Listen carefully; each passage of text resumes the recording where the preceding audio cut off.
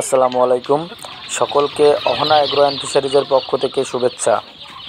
আজ আমার পোলট্রি ফার্মে 1000 ব্রয়লার মুরগির বাচ্চা আসলো।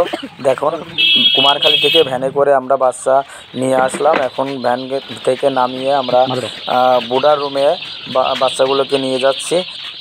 আজ বাচ্চার সাথে কিন্তু বাচ্চার যে খাবার ও বোর্ডিংয়ের জন্য তুষও চলে এসেছে।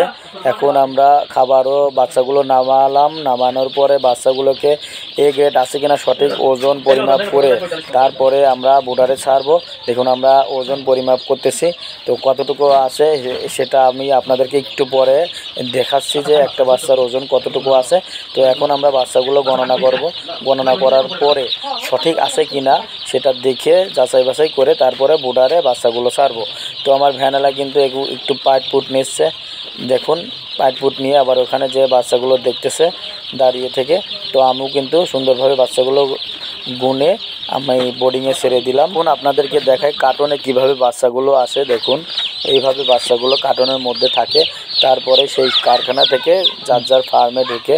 তো এবার আমি দেখাই যে আপনাদেরকে একটি বাচ্চার ওজন কয় গ্রাম। দেখেন, এই একটা বাচ্চা গ্রাম 45 গ্রাম। তো 40 থেকে প্লাস হইলে পরে সেইগুলো বাচ্চাগুলো আমরা সচরাচর ভাবি এ গ্রেড।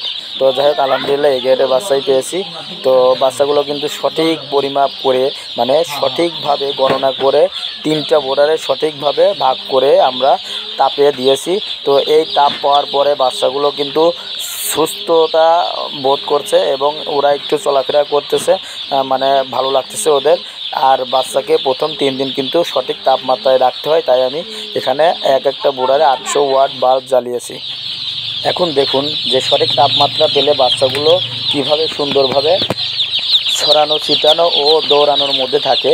এখন বাচ্চাগুলো কিন্তু খাবার খুঁজতেছে। বাচ্চাগুলো খুবই ক্ষুধার্ত।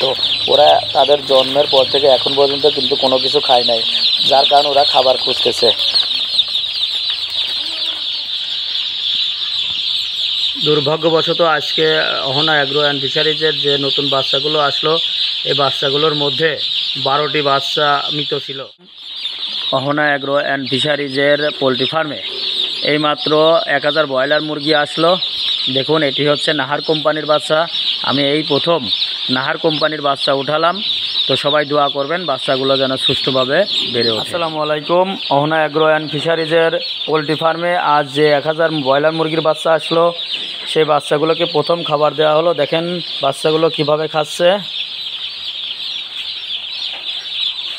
সুন্দর করে বাচ্চাগুলো আসলে ঠুকিয়ে ঠুকিয়ে খাচ্ছে। দেখেন, ভিডিওটি শেষ পর্যন্ত দেখার জন্য সকলকে অসংখ্য ধন্যবাদ।